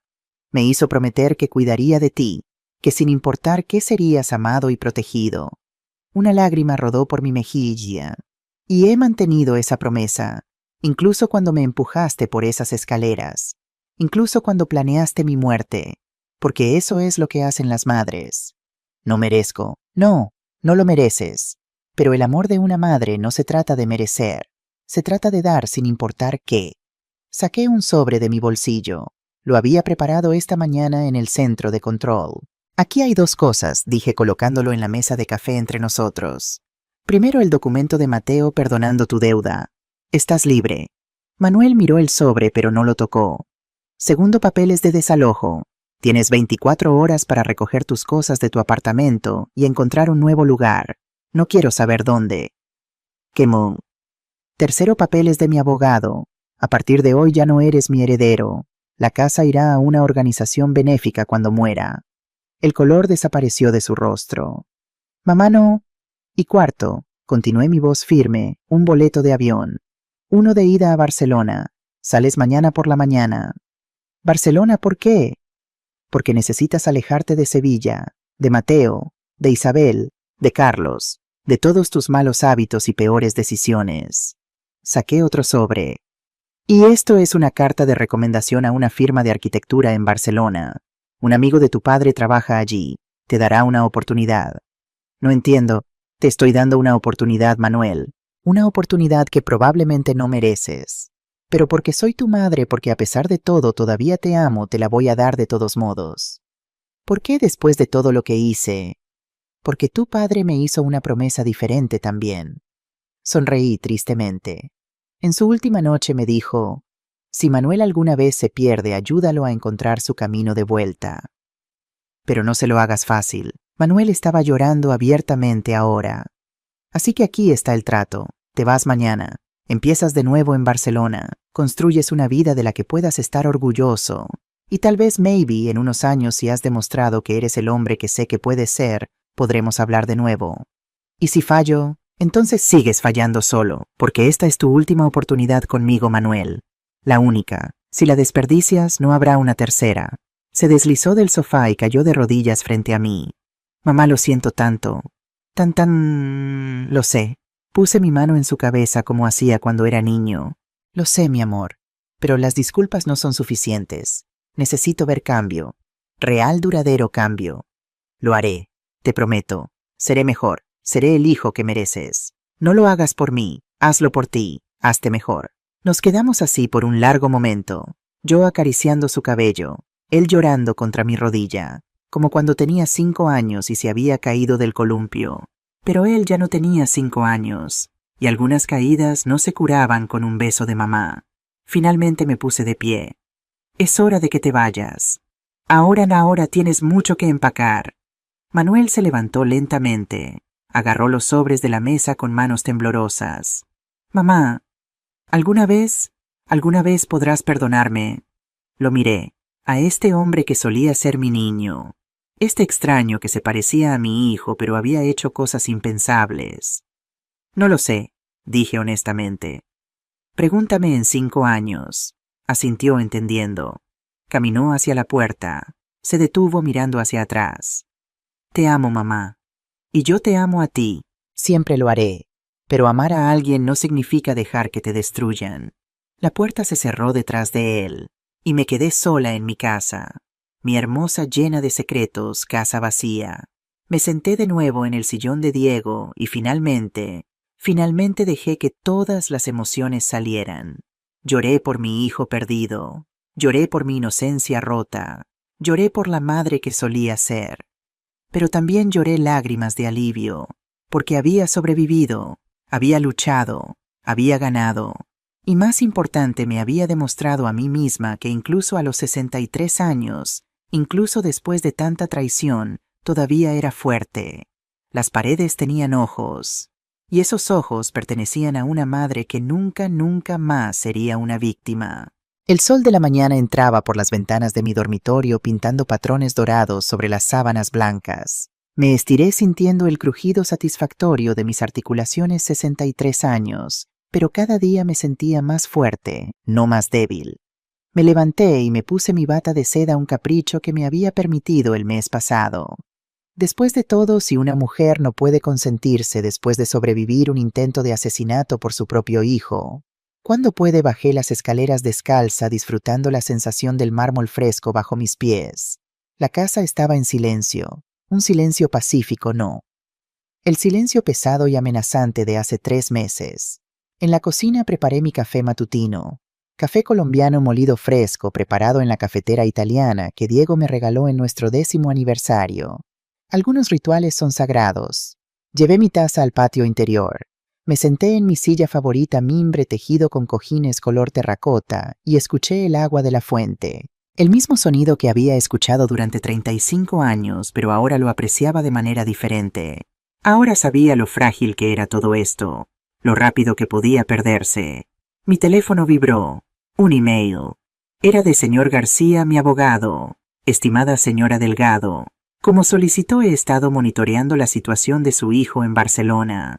Me complace informarle que Manuel continúa empleado en la firma arquitectónica García en Asociados.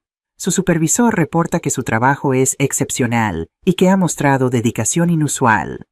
Además, he verificado que no ha habido actividad en ninguna plataforma de apuestas online asociada con su nombre o información financiera. En resumen, parece estar cumpliendo su promesa. Adjunto las declaraciones bancarias como evidencia de estabilidad financiera. Respetuosamente, señor García, leí el email 2 veces. Luego una tercera. Manuel estaba cumpliendo. Realmente estaba intentándolo. Sentí algo ablandarse en mi pecho, no perdón, todavía no, pero tal vez esperanza.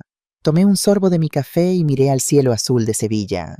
Las nubes se movían perezosamente sin prisa, sin destino específico. Diego, susurré al viento, creo que nuestro hijo podría salvarse después de todo.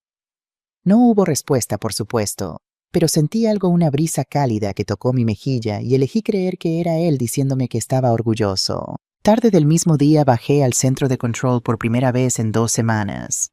Había estado evitándolo honestamente.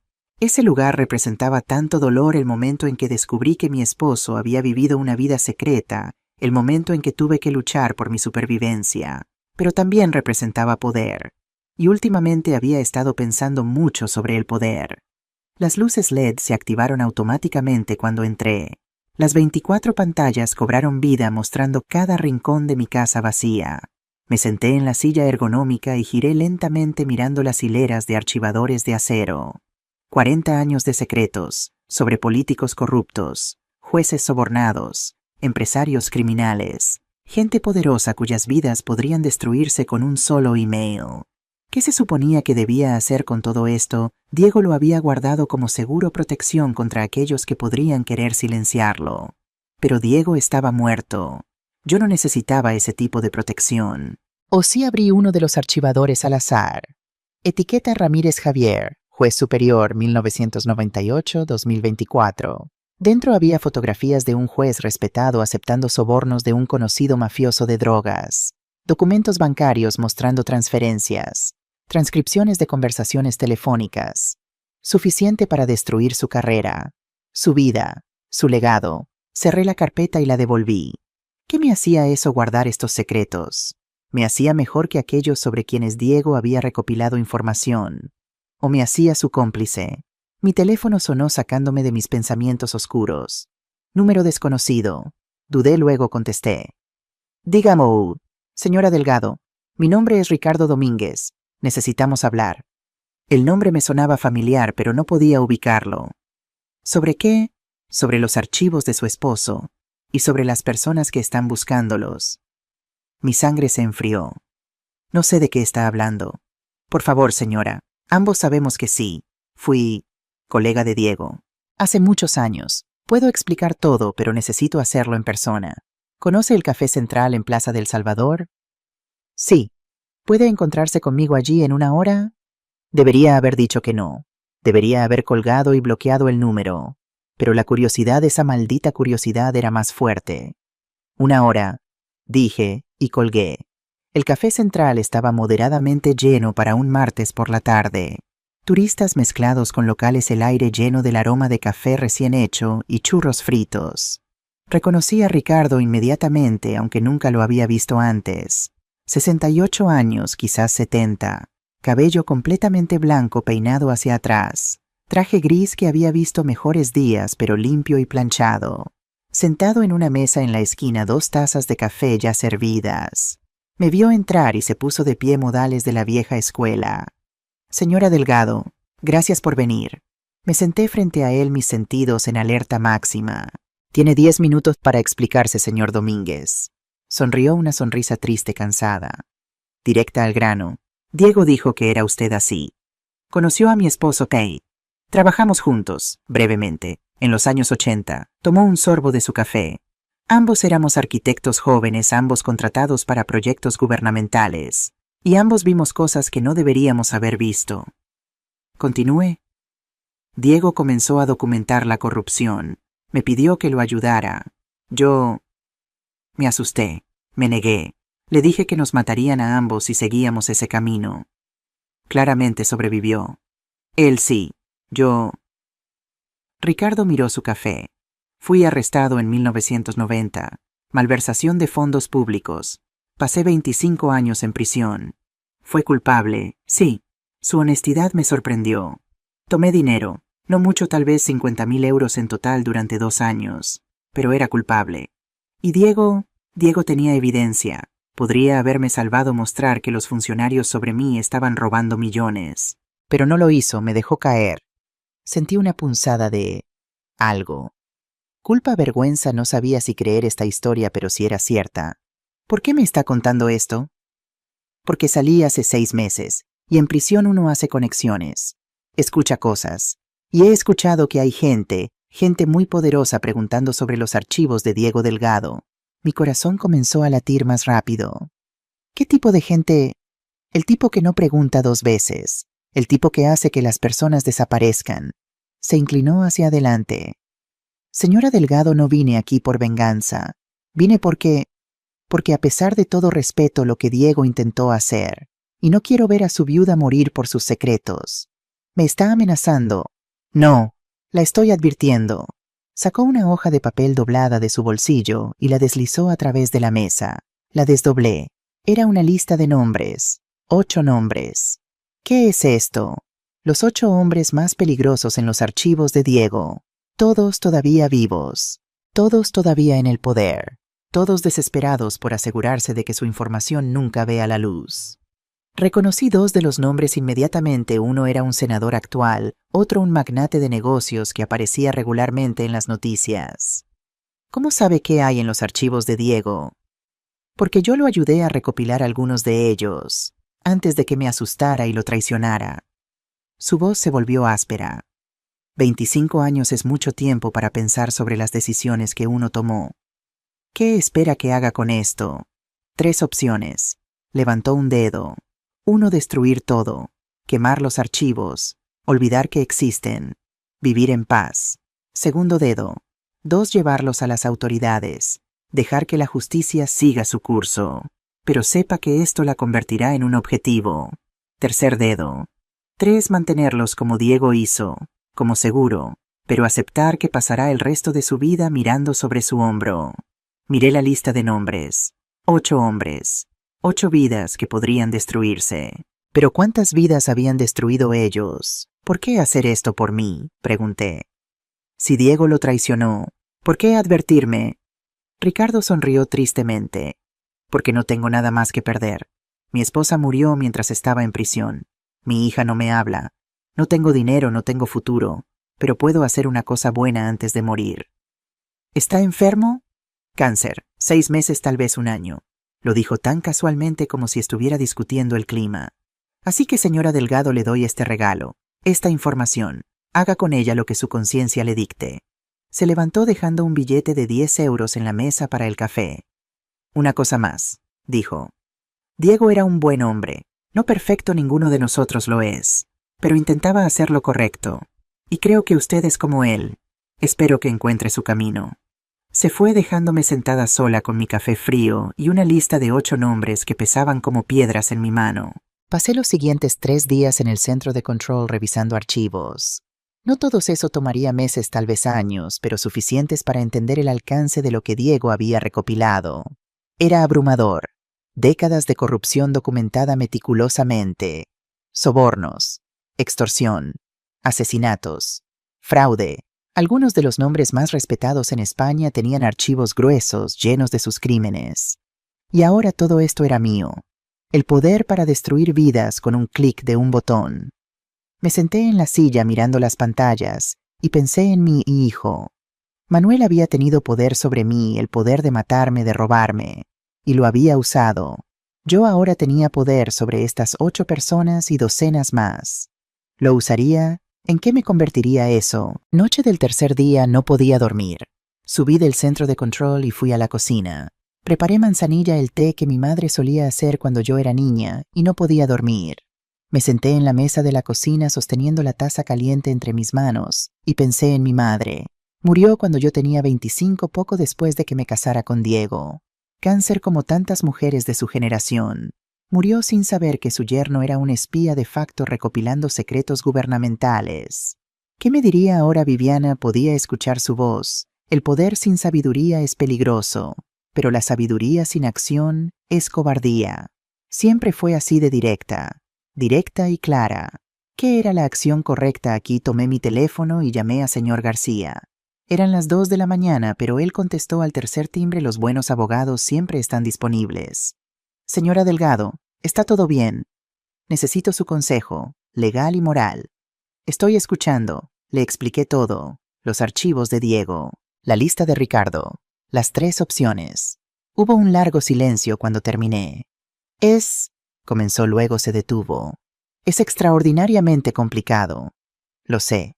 Legalmente estos documentos podrían ser evidencia en docenas de casos criminales. Podrían derribar gobiernos, terminar carreras, enviar a gente poderosa a prisión. Pero también la pondrían en un peligro inmenso. Las personas en esos archivos tienen recursos, conexiones. No dudarían en matarme. Lo sé. Otro silencio. ¿Qué haría usted?, pregunté. Yo, honestamente, no lo sé. Es una pregunta imposible. Inténtelo. Escuché su respiración a través del teléfono mientras pensaba. Si tuviera que elegir, dijo finalmente, haría esto: identificaría los crímenes más graves, asesinatos, abuso infantil, cosas que no pueden ignorarse. Esos los entregaría de forma anónima a las autoridades apropiadas. Y el resto los mantendría como seguro, como Diego pretendía. No para extorsión, sino para protección. Para asegurarse de que si algo le sucede, la verdad salga. Era sabio, pragmático, moral, pero realista. Gracias, señor García. Señora Delgado, sí. Sea cuidadosa, por favor. Siempre lo soy. Colgué y me quedé mirando mi té ahora frío. Decisión tomada. Pasé la siguiente semana en el centro de control clasificando archivos. Pila 1, los peores de los peores. Asesinos, abusadores de niños, traficantes humanos, gente cuya maldad era innegable y cuya justicia era no negociable. 7 archivos en total. Pila 2, los 8 nombres de la lista de Ricardo. Políticos corruptos, jueces sobornados, empresarios criminales. Gente peligrosa que necesitaba ser monitoreada. Pila 3, todo lo demás. Infracciones menores, información antigua, casos donde las personas habían muerto o ya habían sido procesadas. La pila 3 la destruiría. No por proteger a los culpables, sino porque no era mi trabajo ser el juez jurado y verdugo de cada pecado menor cometido en los últimos 40 años. Pero las pilas 1 y 2, esas importaban. Comencé con la pila 1. Usando el sistema de Diego escaneé cada documento. Creé copias digitales encriptadas. Las guardé en 3 servidores diferentes, uno local, 2 en la nube con proveedores internacionales. Luego preparé 7 paquetes. Cada uno contenía copias físicas de un archivo completo. Cada uno dirigido a la autoridad apropiada: Interpol, la Oficina del Fiscal General, tribunales internacionales. Contraté un servicio de mensajería, diferentes compañías para cada paquete, ninguna rastreable a mí. En una semana 7 de los hombres más peligrosos en esos archivos enfrentarían justicia. Esperaba. La pila 2 fue diferente. Esos archivos los mantendría, pero no en silencio. Escribí cartas. 8 cartas. A 8 hombres poderosos. Estimado nombre, soy la viuda de Diego Delgado. Usted no me conoce, pero mi esposo lo conocía muy bien. Tengo archivos completos documentando sus actividades entre años. Evidencia fotográfica, registros financieros, transcripciones de conversaciones.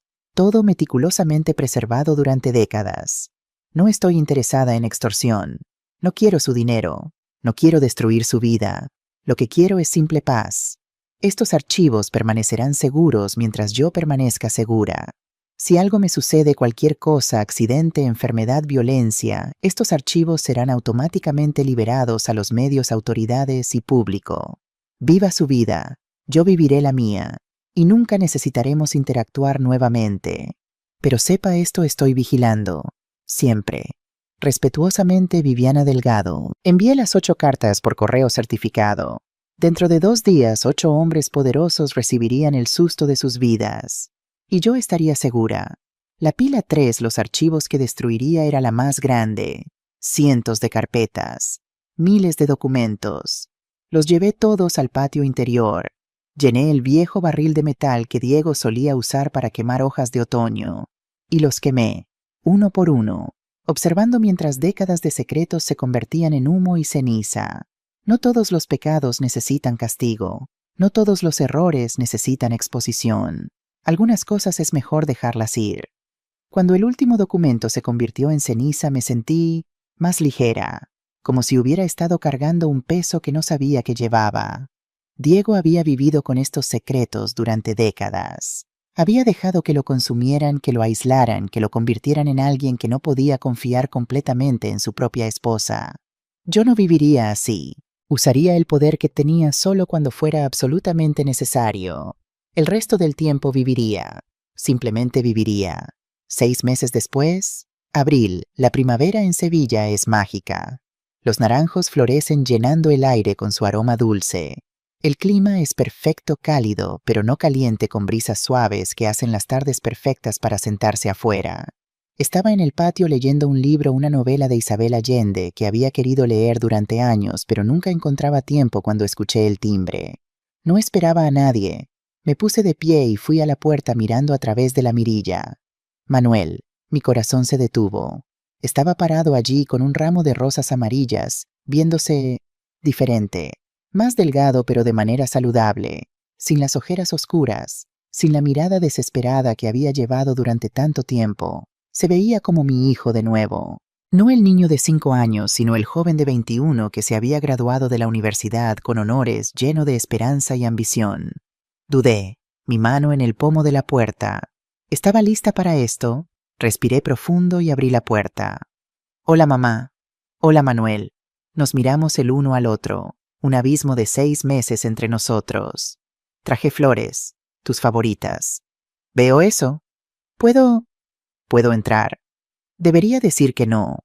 Debería cerrarle la puerta, mantener mis límites. Pero era mi hijo, y a pesar de todo lo amaba. 5 minutos, dije haciéndome a un lado. Entró mirando alrededor de la casa como si fuera la primera vez que la veía.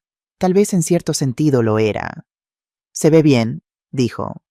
«La casa». «Gracias». Silencio incómodo. «¿Quieres café Thai?», pregunté más por hábito que por deseo real. «Me encantaría». Fuimos a la cocina. Preparé café mientras él se sentaba en la mesa, sus manos nerviosas tamborileando el viejo hábito, pero más suave ahora. «¿Cómo está Barcelona?», pregunté manteniendo mi voz neutral. «Bien, no mejor que bien. Es...». Se detuvo buscando palabras. Es como si hubiera despertado de una pesadilla de 3 años. «No más apuestas, no más apuestas. Ni una sola vez desde que me fui». Me miró directamente. «Voy a terapia, 2 veces por semana. Adictos Anónimos». «Bien». «¿Y el trabajo?» «Mamá, el trabajo es increíble. Estoy diseñando un complejo de viviendas de bajo costo. Casas reales para familias reales, como papá solía hacer». Sentí algo ablandarse en mi pecho. «Tu padre estaría orgulloso». «¿Lo estarías tú?». La pregunta quedó suspendida en el aire entre nosotros.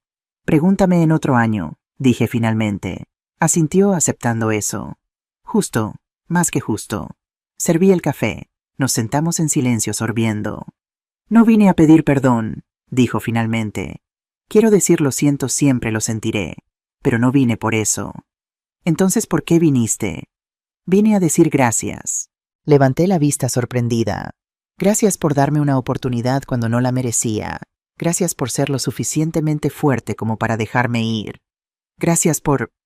Su voz se quebró. «Gracias por amarme lo suficiente como para no permitirme destruirme a mí mismo». Las lágrimas ardieron en mis ojos. «La mayoría de las madres habrían llamado a la policía», continuó. «Me habrían hecho arrestar. Habrían terminado conmigo completamente. Pero tú me diste una salida, una oportunidad de ser mejor. Eras mi hijo. Todavía lo eres. Lo soy, incluso después de... Siempre». La palabra salió con más fuerza de la que pretendía. «Siempre serás mi hijo, Manuel. Pero ser mi hijo no significa que toleraré ser tratada mal». «Lo sé», Y nunca volveré a hacerte daño, lo juro por papá. Nos miramos el uno al otro, y en sus ojos vi algo que no había visto en años: sinceridad real, crecimiento, cambio. Tal vez no estaba completamente curado, tal vez nunca lo estaría. Pero estaba intentándolo. Realmente intentándolo. ¿Cuánto tiempo estarás en Sevilla?, pregunté. Solo hoy. Tengo que volver mañana a presentación de proyecto grande el lunes. Entonces deberíamos aprovechar el tiempo. Se iluminó. ¿De verdad? De verdad. Pero con condiciones. Lo que sea. No hablamos del pasado. No hablamos de la casa o dinero o herencias.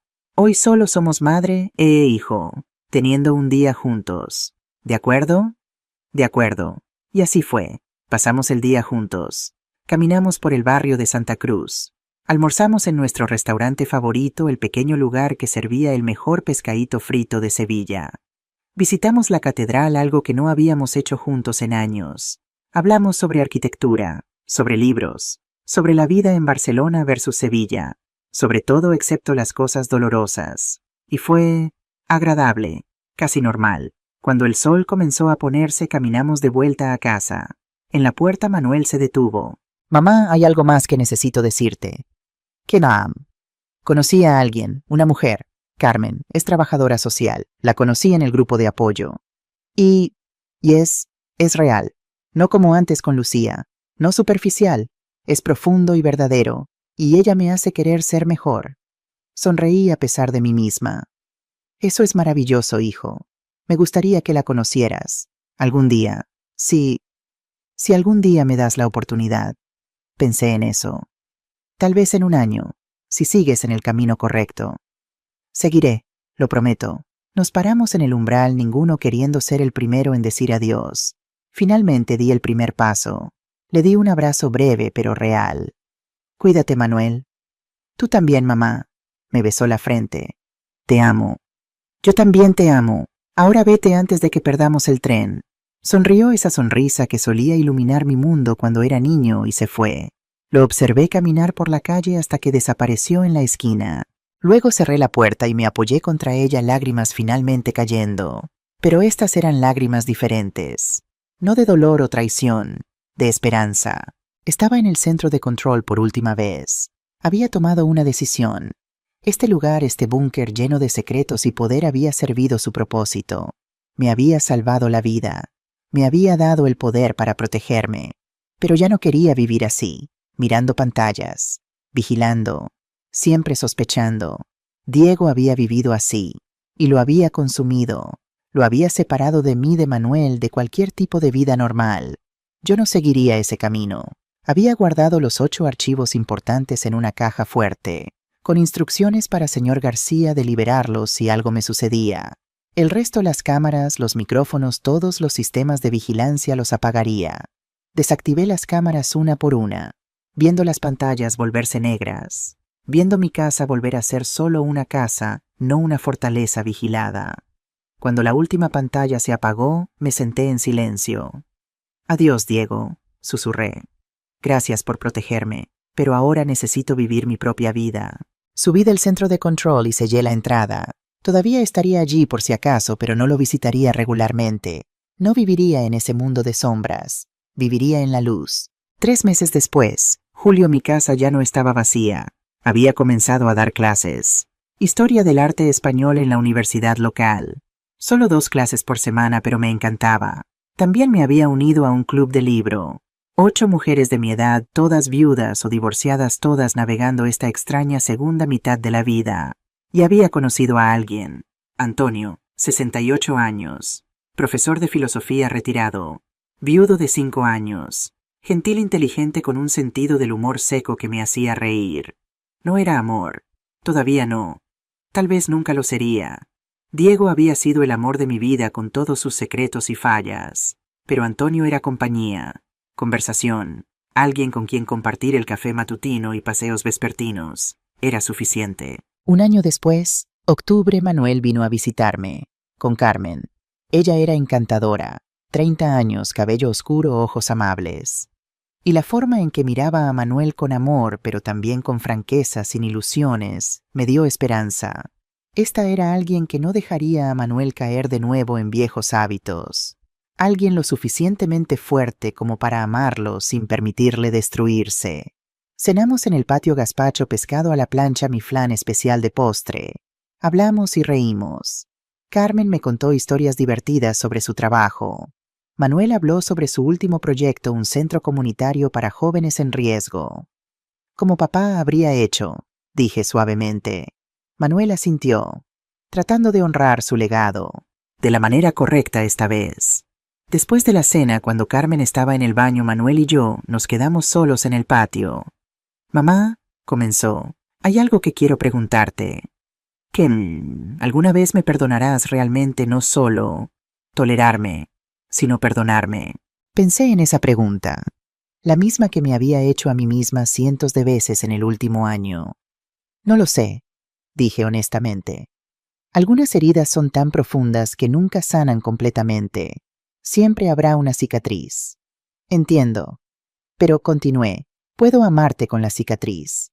Puedo reconstruir confianza lentamente. Y puedo ver al hombre en que te estás convirtiendo y estar orgullosa de eso. ¿Estás orgullosa? Lo miré, realmente lo miré. Este hombre que había sido mi bebé, mi niño, mi adolescente problemático, mi traidor, y ahora, mi hijo de nuevo. Sí, dije. Estoy orgullosa. Lloró, y yo también. Carmen regresó y nos encontró así madre e hijo llorando y abrazándonos en la luz suave del atardecer de Sevilla. ¿Todo bien?, preguntó. Sí, dije secándome los ojos. Todo está bien, finalmente. 2 años después, presente tengo 65 años ahora, y cada día me siento más libre, no menos. La casa sigue en pie, hermosa y llena de secretos, pero ya no me asustan esos secretos. Ahora sé lo que hay en las paredes. Y he elegido paz sobre poder. Manuel se casó con Carmen el año pasado. Fue una boda pequeña y hermosa en Barcelona. Yo caminé con él por el pasillo, un honor que nunca pensé que querría aceptar, pero cuando llegó el momento no pude imaginar estar en otro lugar. Él y Carmen me visitan cada 2 meses. A veces me quedo con ellos en Barcelona. Estamos reconstruyendo, lentamente, cuidadosamente, pero es real. Antonio y yo nos vemos 3 veces por semana. Todavía mantengo mi independencia, mi casa, mi espacio, mi vida. Pero es agradable tener compañía cuando la quiero. Y mis clases continúan. Mis estudiantes me llenan de energía. Me recuerdan que la vida no termina a los 60. Apenas está comenzando de nuevo. Epílogo. A veces tarde en la noche bajo al centro de control. No para usarlo, sino para recordar. Recordar el terror de esa noche cuando Manuel me encerró. Recordar el asombro de descubrir los secretos de Diego. Recordar la fortaleza que encontré en mí misma cuando no tenía otra opción. Me siento en la silla y miro las pantallas oscuras. Gracias, Diego, susurro, por darme las herramientas para salvarme, pero también lo siento por ti, porque viviste tanto tiempo con estos secretos que olvidaste cómo vivir sin ellos. Me prometió que nunca sería así. Viviría a plena luz, con honestidad, con límites sí, pero también con apertura. Porque la lección más grande que aprendí no fue sobre poder o tecnología o secretos. Fue sobre amor. El amor de madre es la fuerza más poderosa del mundo.